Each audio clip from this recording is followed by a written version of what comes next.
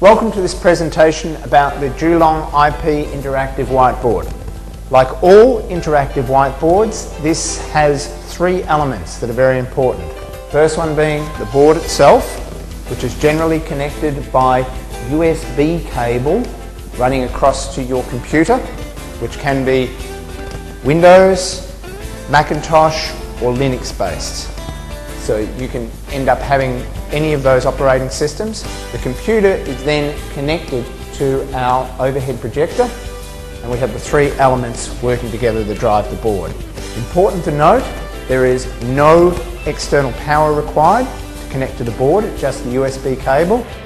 I've tried to list here some of the features of using the interactive whiteboard, and when we come down here, what I can do is I can drag down a list of various different pen and brush styles that we can work with. There's a great range of different pens. We've got the standard pen. We also have transparent pens that we can work with so that we can highlight certain things. I can change colour quickly and transparency as well using those pens. So I can get a lighter shade, come over, or a darker shade as the case. The next thing I want to draw your attention to is the shape recognition function in the board. Let's try an irregular shape.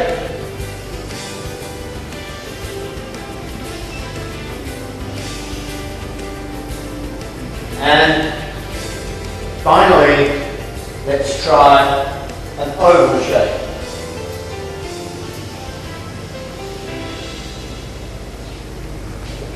In fact, any of the standard geometric shapes you see here can be replicated using the geometric recognition or shape recognition pen available as part of the IP board. So let's just examine that resource bank again.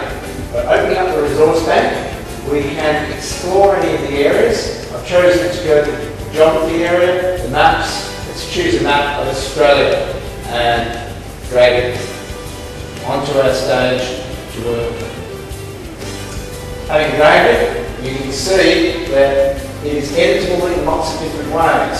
One of the ways that we can work with it is we can rotate it. Seeing I've chosen the land down under, you can certainly rotate it, put it whatever way we like. So all of those functions are available. As I said before, I can edit things, so I can select a certain area. If I want to fill an area, it's a very quick, very easy thing to be able to change.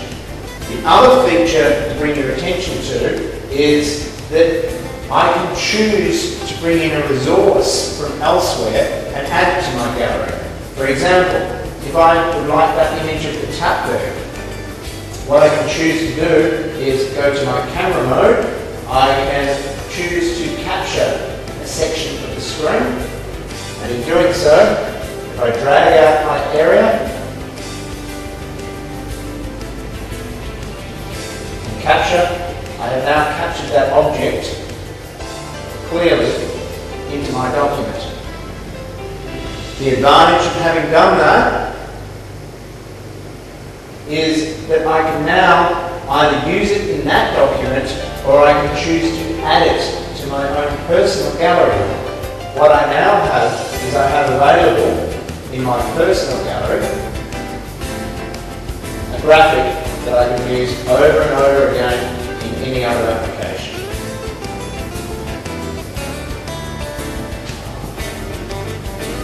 Next, you'll see that I have an insert menu, and there are various media that I'm able to insert into a document, and I can choose to insert a list of different types of media. For example, if we look here, I can insert image files, flash files. Going back to image files, I can insert the common formats of bitmap, JPEG, PNG, WMF. So there are a large number of files that I can drag into my presentation. Here's an example of a flash image file that I have brought into the IP board software. And you can see fully active file that I can easily work with. You'll see the clock is able to be brought up. Sorry, I did work the first time. The clock can be brought up onto the screen. And not only can we adjust it to show the time, but I can use it as a countdown clock if we have a certain amount of time left in our presentation, or to in fact time something using the stopwatch mode. So quite useful presentations. We have a protractor, a ruler and a compass, which I will show you a little bit later on. What I want to talk now about is the power of links, and the Geelong software for presenting and editing does support linking in lots of different ways. What I'd like to show you is, I'm just going to show you here how we can hyperlink, and the hyperlink function allows you to link not only to a page in your presentation, such as in a PowerPoint presentation or a web page, but it will also allow you to link from a file, from a hard disk. So if you have a pre-recorded file, such as a Word document or an Excel file, that you want to open from within your presentation, it is a very easy task to do so. So it supports all of that linking. Let's have a look at an example of how I might use that.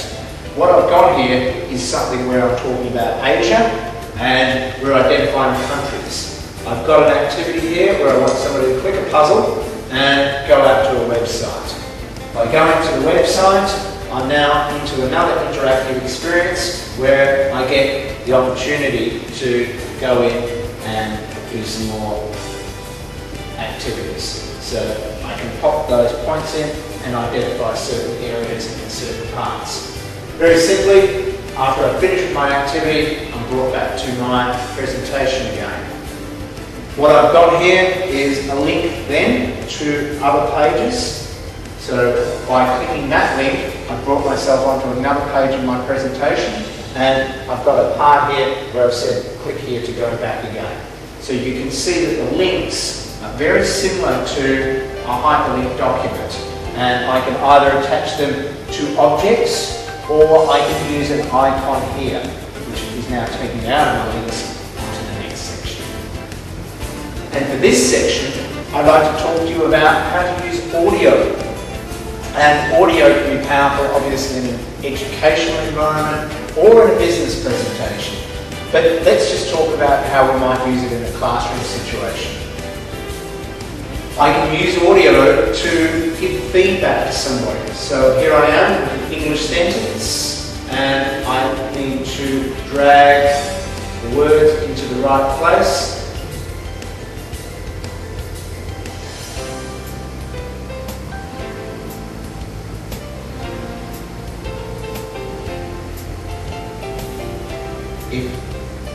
If I think I have all my words in the right place, I can check it. The cat sat on the old man's hat. By audio feedback. So there are a lot of uses for audio and for any of the other multimodal presentation modes in a presentation setting, and they're all supported in this software, which makes it very, very useful. The next area I'd like to talk about and show you is some of the specific mathematics tools that have been brought into the software. What I can do here under my toolbar is I have, for example, the protractor. The protractor is a very powerful protractor because it allows me to customize it. I can change it from being semicircular into fully circular. I can change the units on there into radians. I can change the size, I can change the scale around that. Any of those sorts of points. But just using it in its normal mode is quite easy. I can rotate it like that, and I can move my pointer to be able to read off the angle here. Let's just move it over and get a bit of an idea of how it might be used in context, just to measure an angle, and in this case, check our right angle does come out. Of course. The other mathematical tool we can use is the compass. And the compass is also a very powerful tool for being able to use in something like a mathematics lesson. Again, with the compass, what I can do is I can choose to show radius in pixel or in centimetres. And having done so, if I now am happy to draw, you'll see as I draw, I get to see the actual size of the arc I'm drawing, the angle of the arc, and the radius. All that information is available to me directly on the screen as I'm drawing my arc. So many different things that I'm able to use in a mathematics context. You'll see there that I have put on the grid on the background as well, and I have a choice of different grids. I can show it, and I can also change the grid style to different spacings and make it a bit more appropriate for the context I want to work in. Obviously the colour of the grid is changeable as well, so any of those things can be turned on and off at will. Another one of the advanced features that I want to talk about here is the network function of the board. And with the board, it is quite possible to share the board throughout various classrooms or different parts of an organisation. Let's say we have a language classroom, we have one master teacher. That master teacher can actually set themselves up in a network function. That is saying that we have not got a driver installed for a camera, because we could also put a camera in here, and we could have a webcam between the two different rooms, and in doing so we can control the board and direct different boards so that a question can be asked and sent to the main master board. So there is a full networking capability that allows for all of that information to be shared between boards running throughout a school or some other organisation where people are working together. The final point that I want to tell you about is shipping with the board in the software is a screen recorder function. So what we're able to do is we're able to capture everything that is taking place on the board and record it into a movie to show people. Now this is great in terms of being able to share training of the board. You can record any aspect that you do or any function, such as the function of the protractor or the ruler or the clock, and by doing that, by recording it on screen and playing it back, you can show somebody how to use various parts of the board. So those enhanced functions allow this to be a very, very usable, very useful tool in any presentation situation.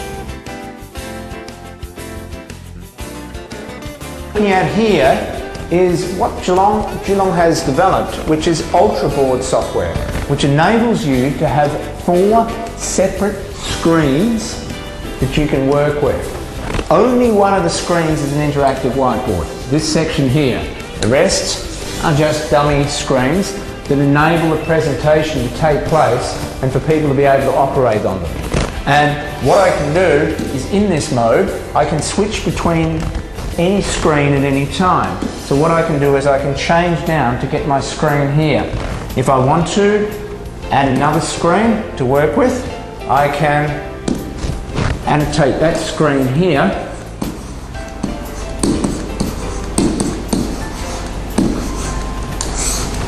And then what I can do is choose to move that one out of the way and do a swap over. And I can work actively on any screen at any time and record various parts and send them up to various sections. Presentation, I hope I've been able to reveal for you all of the many great features that are in the Geelong interactive software. It is very, very powerful software, as you can see from the features